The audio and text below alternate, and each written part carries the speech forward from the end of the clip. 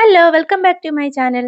അപ്പോൾ തിരക്ക് പിടിച്ചിരിക്കുന്ന ദിവസങ്ങളിൽ രാവിലെ എണീറ്റിട്ട് ഇങ്ങനെ ചെയ്തു കഴിഞ്ഞാൽ നമുക്ക് ഗ്യാസും ലാഭമാണ്, അതുപോലെ തന്നെ സമയവും ലാഭമാണ്. അപ്പോൾ പുട്ടാണ് ഞാനിവിടെ ഇതുപോലെ തയ്യാറാക്കി എടുക്കാൻ പോകുന്നത്. അപ്പോൾ ഞാനിവിടെ ഗോതമ്പ് പുട്ടാണ് തയ്യാറാക്കി എടുക്കുന്നത്. അപ്പോൾ നിങ്ങൾക്ക് അരിപ്പുട്ട് വേണമെങ്കിലും ചെയ്തെടുക്കാവുന്നതാണ്.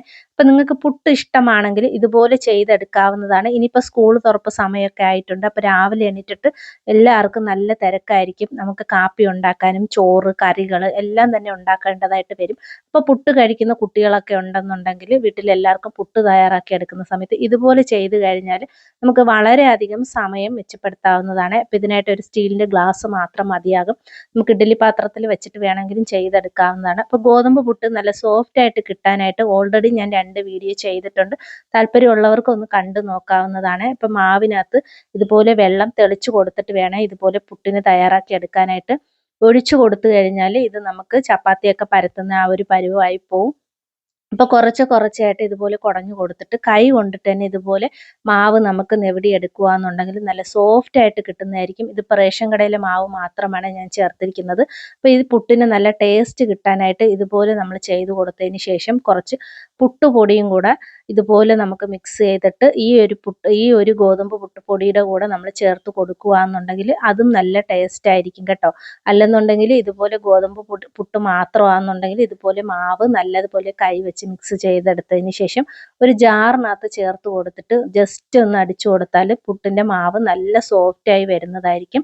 അപ്പം നിങ്ങൾക്ക് ആ പുട്ടിൻ്റെ ആ ഒരു പരുവം നല്ല കറക്റ്റായിട്ട് കിട്ടുന്നതായിരിക്കും. അപ്പം മാവൊക്കെ ഇവിടെ തയ്യാറായി കിട്ടിയിട്ടുണ്ട്.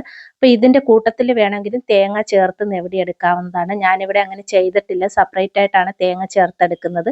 അപ്പോൾ ഇതുപോലെ ഒരു ഊട്ടപാത്രമാണ് ഞാനിവിടെ എടുത്തിരിക്കുന്നത്. അപ്പോൾ തേങ്ങ എടുത്തിട്ടുണ്ട്. അപ്പം ഞാനിവിടെ ഗ്ലാസ് എടുത്തിട്ടുണ്ട്. അതിനകത്തോട്ട് കുറച്ച് മാവ് ചേർത്ത് കൊടുക്കുകയാണ്. ജസ്റ്റ് ഒന്ന് ഇതുപോലെ ജസ്റ്റ് ഒന്ന് പ്രസ് ചെയ്ത് കൊടുക്കുന്നു മാത്രം. നല്ലതുപോലെ ബലം കൊടുത്തിട്ട് അമുക്കി വെക്കേണ്ട ആവശ്യമൊന്നുമില്ല. ജസ്റ്റ് ഒന്ന് വെച്ച് കൊടുത്തതിന് ശേഷം തേങ്ങ ഇതുപോലെ വെച്ച് കൊടുക്കുകയാണ്. ഇനി ആ ഊട്ടപാത്രത്തിനകത്തോട്ട് ഇതുപോലെ ഒന്ന് കമഴ്ത്തി വെച്ച് കൊടുത്താൽ മാവ് നല്ലതുപോലെ ഗ്ലാസ്സിൽ നിന്ന് വിട്ട് പോരുന്നതായിരിക്കും കേട്ടോ. അപ്പോൾ ഇതുപോലെ 4 ഗ്ലാസ് അളവിനാണ് ഞാൻ ഇതുപോലെ എടുത്തിരിക്കുന്നത്. അപ്പോൾ കുറ്റിയിലൊക്കെ നിറച്ചിട്ട് നമ്മൾ ഇതുപോലെ ചെയ്ത് കൊടുക്കുക എന്നുണ്ടെങ്കിൽ നമുക്ക് 2-3 പ്രാവശ്യമൊക്കെ വെച്ച് നമുക്ക് ഗ്യാസ് ഇതുപോലെ നമുക്ക് ഒത്തിരി സമയം ഗ്യാസ് വലിക്കുന്നതായിരിക്കും. ഇതാകുമ്പോൾ നമുക്ക് ഒറ്റ പ്രാവശ്യം തന്നെ പാത്രത്തിൻ്റെ വലിപ്പം അനുസരിച്ചിട്ട് 4-5 ഗ്ലാസ് പുട്ട് നമുക്ക് ഇതുപോലെ വെച്ച് കൊടുത്ത് ഇതുപോലെ ഒരു പാത്രത്തിനകത്തോട്ട് വെച്ച് ആവി കയറ്റി എടുക്കാവുന്നതാണ് കേട്ടോ. ഇഡ്ഡലി പാത്രം ഉണ്ടെങ്കിൽ അതിൽ വെച്ച് കൊടുക്കുന്നതായിരിക്കും ഏറ്റവും നല്ലത്. അപ്പോൾ എൻ്റെ കയ്യിൽ ഇഡ്ഡലി കുക്കറാണ്, അതുകൊണ്ടാണ് ഞാൻ ഇങ്ങനെ ചെയ്ത് കൊടുത്തത്. അപ്പോൾ ഈ വീഡിയോ ഇഷ്ടപ്പെടുവാണെങ്കിൽ ലൈക്ക് ചെയ്ത് സബ്സ്ക്രൈബ് ചെയ്ത് ചാനലൊന്ന് സപ്പോർട്ട് ചെയ്യാനായിട്ട് ആരും മറന്നു പോകല്ലേ. അപ്പോൾ പുട്ട് ഇവിടെ നല്ലതുപോലെ വെന്ത് വന്നിട്ടുണ്ട്. ജസ്റ്റ് ഒരു 5 മിനിറ്റ് മാത്രം ആവി കയറ്റി കൊടുത്താൽ മതി. കൂടുതലായിട്ട് ആക്കി കഴിഞ്ഞാൽ പുട്ട് ഹാർഡായി പോകും. അപ്പോൾ വീഡിയോ ഇഷ്ടപ്പെടുവാണെങ്കിൽ ലൈക്ക് ചെയ്യുക. അപ്പോൾ അത്രയേ ഉള്ളൂ. ടാറ്റാ.